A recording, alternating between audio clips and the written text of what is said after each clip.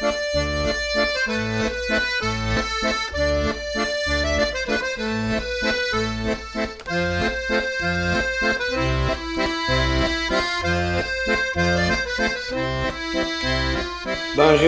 Francois here again, and do forgive my mood for it is harsh today, for I will be taking you through all the military words of French origin in English.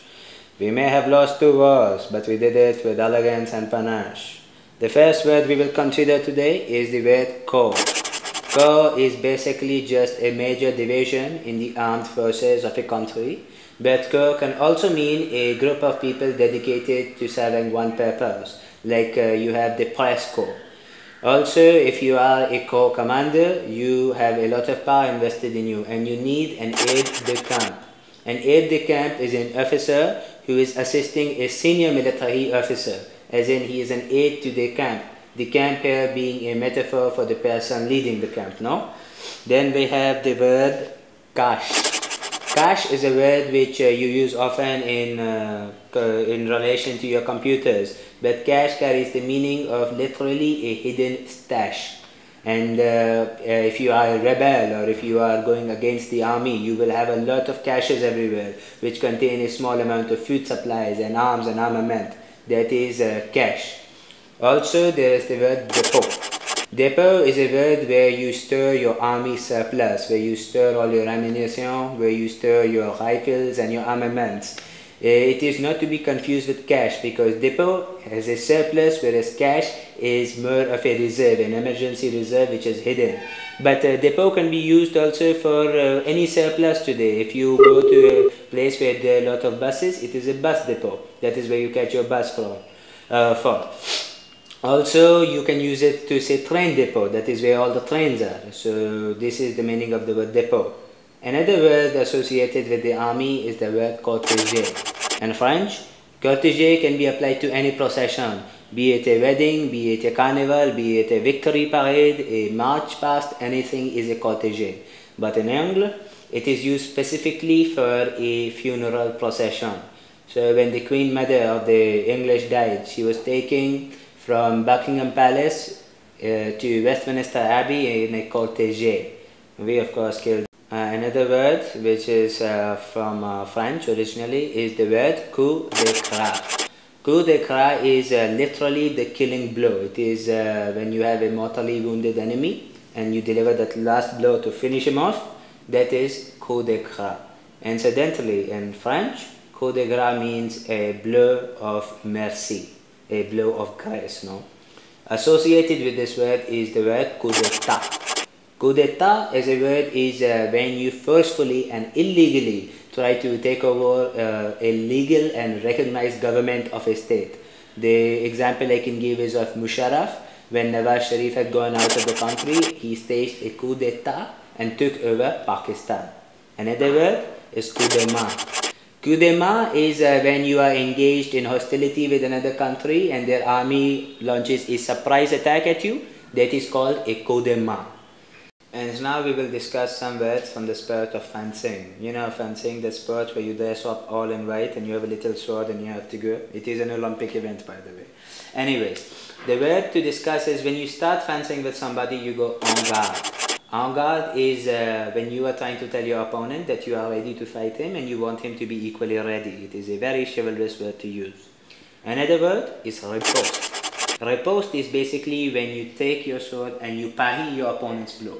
Parry not as the city, you know, in France. Parry here is the meaning that someone is attacking you. You parry it, but at the same time, you strike back. And when you do, you make a connection. That is riposte. You take your own opponent's momentum and you use it against him. The root of this word today is used mostly in conversation when, as you say, someone is trying to take your case. You take that point, turn it around and take his case instead. That is riposte. It is usually used in the verbal context, like another word from fencing, which is toucher. Toucher is basically when a witty comment is made or a good remark is made at your expense by somebody else. Nonetheless, you wish to acknowledge that. You say toucher. And it is a very lovely word to be used in that context. You know, it shows that you are a man of courage and honor, and you will respect an opponent who is better than you. Another word from French which is used in military is d'autant. D'autant is a very specific word. It is used only to signify the cooling down of diplomatic tensions between two states. As in India and Pakistan recently, they are going through a détente after for the past month, if you read the paper or something, no? And after the Cold War, Russia and the USA, they went through a remarkable period of détente. Then we have another word which is reconnaissance. Reconnaissance is basically a very clever, good word. It is a word which is used to denote imagine it like a connoisseur.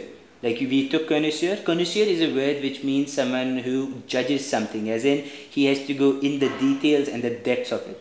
Reconnaissance is nothing but that, but with a very strict agenda. It is when you cross over into enemy territory to find out where their troops are and the lay of the land is, which is the best way to attack and the best way to retreat. And you do all of this covertly so that your enemy does not find out. That is reconnaissance.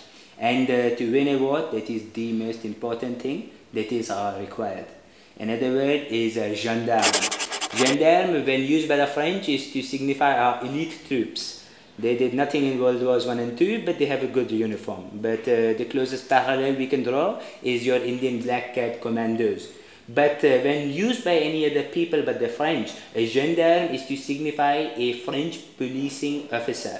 He is a member of the policing of a state, France, or any of the territories that France had sometime governed. These people are called gendarmes. And one more word is the word melee. Melee, if you are playing your video games, you know, it is when you fight with swords and daggers instead of with the bow and arrow with magic. But the root of the word is a confused fight. To understand it better, imagine if you are seeing a match between India and Pakistan, no, in the stadium, and you have Pakistan supporters and Indian supporters. You get angry, you fight each other. You don't know who you are fighting. You don't know if you're hitting an Indian or a Pakistani, neither does he. You don't know who punched you or who you punched. This sort of a confused fight is called a melee. And now I think I've exhausted all the words that the French gave to the military, and I'm not surprised it is such a short list, but an elegant one, no? And sir, I wish you en garde.